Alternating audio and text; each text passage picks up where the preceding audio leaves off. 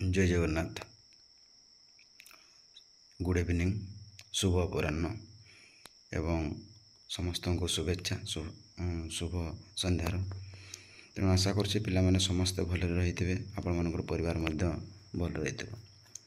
तेणु आउ थे सीसार ओडिया यूट्यूब चैनल तरफ समस्त को मोर आदर पिलामानंको समस्त को शुभ संध्यार अनेक अनेक शुभ कामना। तेणु जो माने सुंदर भाव MRS एकलव्य मॉडल रेसिडेंटाल स्कूल पाई जो माने वार्डन रे सुंदर भाव प्रस्तुत होउछन्ते प्रिपेयर होउछन्ते सेमानक पाई ए वीडियोटी ता सहित जो माने MRS रे जो पकछन्ते GS अकाउंटेंट एवं विशेष करी जो TGT ओडिया जो माने सुंदर भाव प्रिपेयर होउछन्ते एवं एप्लाय मध्य करिछन्ते ताहांको पाई एही वीडियोटी ताहा मध्य आउ जो माने सुंदर भाव नेट कि ओडिया नेट पाई बा आपण मानकर जो रहिछि OTT सीटेट RHT LTR जो तेणु जो माने ओडिया नहीं तो शिक्षकता हेबाक चाहूछन्ते सेमानक पाई मध्य एही वीडियोटी। तेणु आ पिला माने विलंब न करी आमे वर्तमान जो आलोचना करूथिलु हॉस्टल वार्डन प्रथम जो रही सिनोनिम बा समानार्थक शब्द बा समचायित शब्द। तेणु से जो माने देखि नांते मोर प्रथम वीडियोटी को मु कौन करेछे ना ए वीडियो डिस्क्रिप्शन ता लिंक दे देछि आपण माने सेठा को जाई मते देखि परिबे। जो चैनल टे होचे सीसार ओडिया एठा को जाई कि मते आपण सुंदर भाबरे वीडियोटी को मु प्लेलिस्ट सुंदर भाव सजाई रखी ताहा मध्य आपण ए सेटो देख परिबे बा ए वीडियो डिस्क्रिप्शन रे मध्य ता लिंक दे देछि आपण माने सेठा को जाई मते देखि परिबे। तेणु देखो जो रही सिनोनिम बा समचारित शब्द बा समानार्थक शब्द। तेणु समानार्थक शब्द आम क्या कहवा जा ना जो शब्द गुड़ी को आम समान उच्चारण करूँ तार अर्थ हूँ अलग ताकू आम कही समानार्थक शब्द बा समचारित शब्द। तेणु देख मुझे केते गुड़िक आनी अच्छे जो गुड़िक कि परीक्षा पढ़ा भाया बा सांभाव्य समानार्थक शब्द गुड़िक आनी अच्छे। तेणु बर्तमान मुझे गोटे पर गोटे आलोचना करदे आपण मैंने देखंतु एवं जो गुड़िक कहि लिखा से गुड़िक आप लिखिक रखु सुंदर भाव कौन हम ना आपर परीक्षा ता उपदायक हे। तेणु देख प्रथम एक नंबर कौन कही अंश तापर हूँ ओरे अनुसार तालबेश अंश आउ गोटे हूँ ओर अनुसार दंतस अंश। ओरे अनुसार तालबेश अंशर अर्थ हूँ भाग एवं अंश तथा हूँ स्कंद बा कांध। ठीक से देख 2 नंबर ओडा ओडार अर्थ हूँ बाड़ घेरी स्थान को जोटा आम कह जाए ओडा कही था। आउ गोटे हूँ ओढ़ा ओढ़ा हूँ काठ तैयारी पात्र को आम कौन कर कही था जे काठ तैयारी पात्र को आम कौन कही था ओढ़ा बोली कही था। ये पिला माने ये आपण मानकर ये 1 नंबर टे जो रही अंश अंश यह हूँ बहुत गुरुत्वपूर्ण। तापर चलो 2 नंबर देखो 2 नंबर कौन कहे सॉरी 2 नंबर आलोचना 3 नंबर अधर अधर अर्थात हूँ अठ एवं अधार अर्थात हूँ जार धार बा रण ना। तापर आउ गोटे अर्थ को बुझाऊँ चढ़ई बा छुआ को प्रदत्त आहार अधार। तापर चलते 4 नंबर देखो 4 नंबर अर्थ हूँ अनिल। यहीटा हूँ पिला माने बहुत गुरुत्व यहाँ निहत आप लिखि रखु मन कर रखु अनिल दंतन रसी अल जो रही पवन ओ दंतन दीर्घी जो दीर्घिका रही अल ता हूँ जहाँ नील नुहे अर्थात यहाँ संधि विच्छेद आम करवा न युक्त नील अर्थात हूँ अनिल। तेणु ताको कौन कह जाए जहाँ नील नुहे ताको कह जाए अनिल। तापर आग को चलो पिला माने 5 नंबर देखो ना अनुसार ये मत बहुत गुरुत्वपूर्ण अनुसार जहाँ अनुगमन बा या अनुजाई कही था। आउ गोटे हूँ अनुसार ताको कह जाए अनुनासिक वर्ण बा आम अनुसार वर्ण को आम कही था बुझिपारे। तापर देखो 6 नंबर यहाँ बहुत गुरुत्वपूर्ण पिला माने ଅନ୍ନ ଓ ଦନ୍ତନରେ ଦନ୍ତନ ଇଏ ହେଉଛି ଭାତ ବା ଖାଦ୍ୟକୁ ବୁଝାଏ, କିନ୍ତୁ ଓ ମୂର୍ଦ୍ଧନ ତହିଁରେ ରେପ୍ ଏଇ ଯେଉଁ ରହିଲା ଅର୍ଣ୍ଣ ଏହାକୁ ଆମେ କ'ଣ କହିଥାଉ ଜଳ ବା ପାଣି ବୋଲି ଆମେ କହିଥାଉ। ଯଦି ଭିଡ଼ିଓ ଗୁଡ଼ିକ ନିହାତି ଭଲ ଲାଗୁଛି ପିଲାମାନେ ଅଧିକ ମାତ୍ରାରେ ସେୟାର କରନ୍ତୁ ସାଙ୍ଗସାଥି କୌଣସି ଗ୍ରୁପ୍ ଏବଂ ଯାହାଫଳରେ ସେମାନେ ମଧ୍ୟ ଭିଡ଼ିଓ ଗୁଡ଼ିକୁ ଦେଖି ନିହାତି ଆଗକୁ ଯାଇପାରିବେ। ତେଣୁ ଲାଇକ୍ କରି ରଖନ୍ତୁ, କମେଣ୍ଟ କରି ରଖନ୍ତୁ, କମେଣ୍ଟ ଦିଅନ୍ତୁ ଏବଂ ମତାମତ ମଧ୍ୟ ଦିଅନ୍ତୁ। ଯେତେବେଳେ ଯେଉଁ ଭିଡ଼ିଓ ଗୁଡ଼ିକୁ ଛାଡ଼ିବି ଆପଣମାନଙ୍କୁ ସର୍ବପ୍ରଥମେ ନୋଟିଫିକେସନ୍ ପହଞ୍ଚିବ। ତାପରେ ଦେଖ 7 ନମ୍ବର ଅନ୍ନପୁଷ୍ଟ ହେଲା ହେଉଛି ଏହାର ଅର୍ଥ ହେଉଛି ଅନ୍ନ ଦ୍ୱାରା ଯିଏ ପାଳିତ। ଆଉ ଗୋଟେ ହେଉଛି ଅନ୍ନପୁଷ୍ଟ ତାହାକୁ କୁହାଯାଏ କୋକିଳ। ତାପରେ ଦେଖ 8 ନମ୍ବର ଅନ୍ନଦା। ଅନ୍ନଦାର ଅର୍ଥ ଦେଖ ଯିଏ ଅନ୍ନଦାନ କରୁଥିବା ନାରୀ ବା ଲକ୍ଷ୍ମୀକୁ ଆମେ କ'ଣ କହିଥାଉ ରେ ଅନ୍ନଦା ବୋଲି କହିଥାଉ। ଆଉ ଅର୍ଷଦା ଯିଏ ଜଳଦାନ କରୁଥିବା ନାରୀ ବା ଗଙ୍ଗାକୁ ଆମେ କ'ଣ କହିଥାଉ ଅର୍ଷଦା ବୋଲି କହିଥାଉ। ତାପରେ 9 ନମ୍ବର ଦେଖନ୍ତୁ ଅବଢ଼ା। ଅବଢ଼ା ଅର୍ଥାତ୍ ଯେଉଁ ବଢ଼ା ହୋଇନଥିବା ଖାଦ୍ୟକୁ ଅବଢ଼ା କୁହାଯାଏ, କିନ୍ତୁ ଅବଢ଼ା ଯେଉଁ ମହାପ୍ରସାଦ ଅନ୍ନ ମହାପ୍ରସାଦ ଯେଉଁ ଜଗନ୍ନାଥଙ୍କର ଅନ୍ନପ୍ରସାଦକୁ ଆମେ କ'ଣ କହିଥାଉ ଅବଢ଼ା ବୋଲି କହିଥାଉ। ତାପରେ ଚାଲ ପିଲାମାନେ 10 ନମ୍ବର ଏଇ କ୍ୱେଶ୍ଚନଟି ବାରମ୍ବାର ସେ ପକାଇଥାଏ 10 ନମ୍ବର, ତେଣୁ ବହୁତ ଗୁରୁତ୍ୱପୂର୍ଣ୍ଣ ପିଲାମାନେ। ଅଭିହିତ ଯାହା ବିହିତ ନୁହେଁ ବା ଅବଧି ସଙ୍ଗତ ତାହାକୁ କୁହାଯାଏ ଅଭିହିତ। ଆଉ ଗୋଟେ ହେଉଛି ଅଭିହିତ, ଇଏ ହେଉଛି ଅବିହିତ, ଇଏ ହେଉଛି ଅଭିହିତ ଅର୍ଥାତ୍ ହେଉଛି କଥିତ।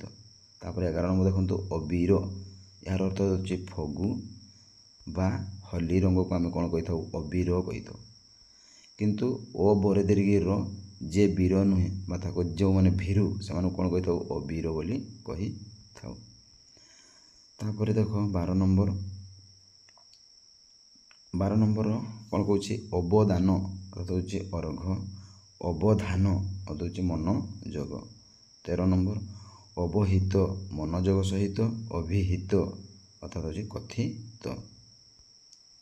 ତାପରେ 14 ନମ୍ବର ଦେଖନ୍ତୁ ଅର୍ଘ ଓ ଘରରେ ତଇଁରେ ଇୟ ଅର୍ଘ ଅର୍ଥାତ୍ ଯାହା ପୂଜା ଯୋଗ୍ୟ ଜଳ ତାହାକୁ କୁହାଯାଏ ଅର୍ଘ୍ୟ। ଆଉ ଗୋଟିଏ ଅର୍ଘ ଖାଲି ଅର୍ଘ ତାହାକୁ କୁହାଯାଏ ମୂଲ୍ୟ। 15 ନମ୍ବର ଅଳିକ ଅର୍ଥାତ୍ ହେଉଛି ଲଲାଟ ଦେଶ, ଅଳିକ ହେଉଛି ମିଥ୍ୟା। ଅଳରେ ଶିକ ଅଳିକ ଅର୍ଥାତ୍ ହେଉଛି ଲଲାଟ ଦେଶ, ଅଳରେ ଦୀର୍ଘିକ ଅଳିକ ହେଉଛି ମିଥ୍ୟା। ତାପରେ ଚାଲନ୍ତୁ 16 ନମ୍ବର ଦେଖନ୍ତୁ ଅଶକ୍ତ ବା ଶକ୍ତିହୀନା ବା ଅକ୍ଷମ, କିନ୍ତୁ ଅଶକ୍ତ ଦନ୍ତ ସକରିତ ଯେଉଁ ରହିଥିବ ମନେ ରଖିଥିବ ପିଲାମାନେ ସେଟାକୁ କୁହାଯାଏ ନିର୍ଲିପ୍ତ। ତାପରେ 17 ନମ୍ବର ଅସନ ଓ ଦନ୍ତସ ଦନ୍ତନ ଅସନ ଅର୍ଥାତ୍ ହେଉଛି ପିଆଶାଳ ଗଛକୁ କୁହାଯାଏ ଅସନ ବା କ୍ଷେପଣ। ଆଉ ଓ ତାଲବେଶ ଦନ୍ତନ ଅସନ ଅର୍ଥାତ୍ ହେଉଛି ଭଜନ। ଏଇଟା ଗୁରୁତ୍ୱପୂର୍ଣ୍ଣ ପିଲାମାନେ, ଏଇ କ୍ୱେଶ୍ଚନଟି ପକାଏ ଯେ ଅସନର ଅର୍ଥ କ'ଣ, ତେଣୁ ଆମେ ମନେ ରଖିଥିବା ଏହାକୁ କୁହାଯାଏ ଭଜନ ବୋଲି ଆମେ କହିଥାଉ। ତାପରେ ଦେଖ 18 ନମ୍ବର 80, ଗୋଟିଏ ହେଉଛି ଓ ତାଲବେଶରେ ଦୀର୍ଘି ଯେଉଁଟା ରହିଥିବ ସେଟାକୁ କୁହାଯାଏ ଆମ ସଂଖ୍ୟା ବା 80 880, ଯେଉଁଟା ଦନ୍ତସ୍ୱରରେ ଦୀର୍ଘି ରହିଥିବ ତେଣୁ ତାହାକୁ କୁହାଯାଏ ଖଡ଼୍ଗ ବା ଆମେ ଖଣ୍ଡା ବୋଲି କହିଥାଉ। 19 ନମ୍ବର ଦେଖ ଅସୁର, କାହାକୁ ବୁଝାଏ ନା ଦାନବ ବା ରାକ୍ଷସକୁ ଆମେ ବୁଝିଥାଉ ଅସୁର। ଓ ଦନ୍ତସ୍ୱରରେ ଦୀର୍ଘର ଅସୁର ଏହାକୁ କୁହାଯାଏ ଭୀରୁ ବା ବୀର ନୁହେଁ ଯେ ତାକୁ କୁହାଯାଏ ଅସୁର। ତାପରେ ଦେଖନ୍ତୁ 20 ନମ୍ବର ଆଡା, ଆ ଡରେ ଡା, ଆଡାର ଅର୍ଥ ହେଉଛି ଗର୍ବ କରିବା। ଆଉ ଗୋଟିଏ ଆଡ୍ଡା ଅର୍ଥ ହେଉଛି ଗୁପ୍ତ ସ୍ଥାନ, ଆମେ ଯେଉଁଠି ଗୁପ୍ତ ସ୍ଥାନରେ କ'ଣ କରିଥାଉ ଖେଳିଥାଉ ତାକୁ କୁହାଯାଏ ଆଡ୍ଡା। ତାପରେ 21 ନମ୍ବର ଦେଖ ଆବରଣ ଅର୍ଥାତ୍ ହେଉଛି ଘୋଡ଼ଣୀ, ଆଭରଣ ଅର୍ଥାତ୍ ହେଉଛି ଅଳଙ୍କାର ବା ଭୂଷଣ ବୋଲି ମଧ୍ୟ କୁହାଯାଏ। ଏଇଟା ପରୀକ୍ଷାରେ ପକାଏ ପିଲାମାନେ ଯେଉଁ ଆଭରଣର ଅର୍ଥ କ'ଣ, ତେଣୁ ଆମେ ମନେ ରଖିବାକୁ ପଡ଼ିବ ଯେ ଆଭରଣ ଅର୍ଥାତ୍ ହେଉଛି ଭୂଷଣ ବା ଅଳଙ୍କାର ଆମେ କହିଥାଉ। ତାପରେ ଚାଲ ଆଗକୁ 22 ନମ୍ବର, ଏ ମଧ୍ୟ ଗୁରୁତ୍ୱ ପିଲାମାନେ। ଏ 22 ନମ୍ବରଟି ଆଭାସ ଭରେକା ଦନ୍ତସ ଯେଉଁଟା ରହିଥିବ ଆଭାସ ହେଉଛି ସୂଚନା ବା ଇଙ୍ଗିତ କହିବା, କିନ୍ତୁ ଆ ଭରେକାର ମୁଦ୍ନିଶ ଆଭାସ ଏହାର ଅର୍ଥ ହେଉଛି କଥନ କହିବା ବା ଭାଷଣ ଆମେ ଯେଉଁ ଦେଇଥାଉ ଭାଷଣ ବା କଥନକୁ ବୁଝାଏ ଆଭାସ। 23 ନମ୍ବର ଦେଖ ଆହୁତ ଅର୍ଥାৎ ହେଉଛି ନିମନ୍ତ୍ରିତ, ଆହୁତି ଅର୍ଥାৎ ହେଉଛି ହୋମ। ତାପରେ ଚାଲ 23 ନମ୍ବର ଗଲା। 24 ନମ୍ବର ଦେଖନ୍ତୁ ନା 24 ନମ୍ବର କହୁଛି ଆବୃତ ଅର୍ଥାৎ ହେଉଛି ଆବରଣ ବା ଆଚ୍ଛାଦନ। ଆବୃତ୍ତି ଏହାର ଅର୍ଥ କ'ଣ ନା ପୌନ ଉଚ୍ଚାରଣ କରିବା। ତେଣୁ ଆଉ ଥରେ କହୁଛି ସମସ୍ତଙ୍କୁ ଶୁଭ ସନ୍ଧ୍ୟାର शुभेच्छा श्री सार ओडिया यूट्यूब चैनल तरफ। यदि वीडियो गुड़ी भल लगुच तेबे आपण मैंने निहाती लाइक करंतु, कमेंट दियंतु एवं डिस्क्रिप्शन रे जो लिंक रही आपन सेठाକୁ जाई मध्ये वीडियो गुड़ी देखि परिबे। एवं आपण मैंने यदि सब्सक्राइब भी रखिथिबे तेबे मु जेतेबेले जो वीडियो को छाड़िबे आपण मानक सर्वप्रथमे जीव। तेणु आपण मैंने सब्सक्राइब रखंतु, जो मैंने मध्य नुआ देखुचंती से माने मध्य सब्सक्राइब रखंतु बा आपण मानक सांग साथी को मध्य शेयर करंतु। तापर देख रही 25 नंबर कौन कौन ना इति तरसी जोटा रही हसई तरसी इति यार अर्थात होची शेष। ये गुरुत्वपूर्ण पिला माने एटा मते 25 नंबर टी इति हसई तरसी इति अर्थात होची शेष, किंतु दीर्घ ही तरसी यार उच्चारण इति यार अर्थ होची अतिवृष्टि बा अनावृष्टि बोली आमे कहि थाउ। तापर देख 26 नंबर कौन कौन आयत आयत यार हूँ विस्तृत बा प्रसारित। आयत आयत्त यार अर्थात हूँ अधीन बा नियंत्रित। यहीटा गोटे पिला मैंने 25 ना 27 नंबर देखु हसई तालबेश ईश आम कही प्रभु बा ईश्वर बा भगवान को आम कही, किंतु हसई मूर्धन्यष बहुत गुरुत्वपूर्ण।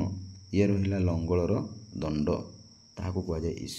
तेणु आउ थे आलोचना कर दूचे जोड़ा ना दीर्घई तालबेश ये रहा ईश प्रभु बा ईश्वर भगवान, दीर्घई मूर्धन्यष आपको रहा लंगल दंड बोली कही थाउ बा अर्थ को बुझाई थाए।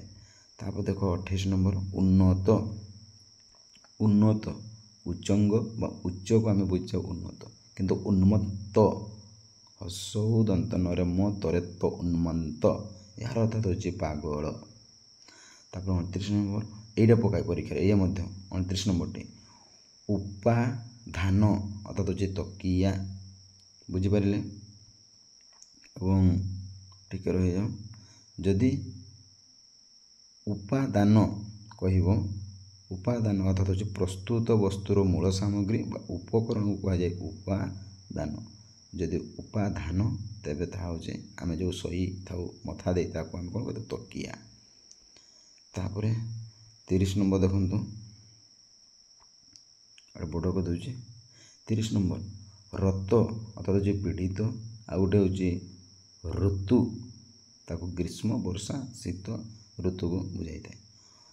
31 नंबर देखो औषधि अर्थात होची वृक्षलता आउ गोटे औषधि होची रोग निवारक द्रव्य। तापर चलो 32 नंबर पिला माने कच्चा देख कच्चा अर्थात होची कंचा बा अपटु आ गोटे कच्चा ना सॉरी कच्चा हला होची कंचा बा अपटु, किंतु कच्छा यार उच्चारण केमिति होची कच्छा छोरे कच्छा कच्छा यार अर्थात होची पिंधा लुगार पछ भाग को कहि दो। 33 नंबर होची काश अर्थात ठंडा रोग को बुझाई दो। आ गोटे काश अर्थात होची कौन ना काश तंडी फूल को बुझाई थाए। देख 34 नंबर कूल ये बहुत गुरुत्वपूर्ण पिला माने जो रहा करेशूल या बुझाई वंश। करे दीर्घूल अर्थात होची तट देश बा नदीर जो बही हो तार पाखक बा पार्श्व को आम कहीदे तट देश बा तीर देश। तेणु कूल बहुत गुरुत्व।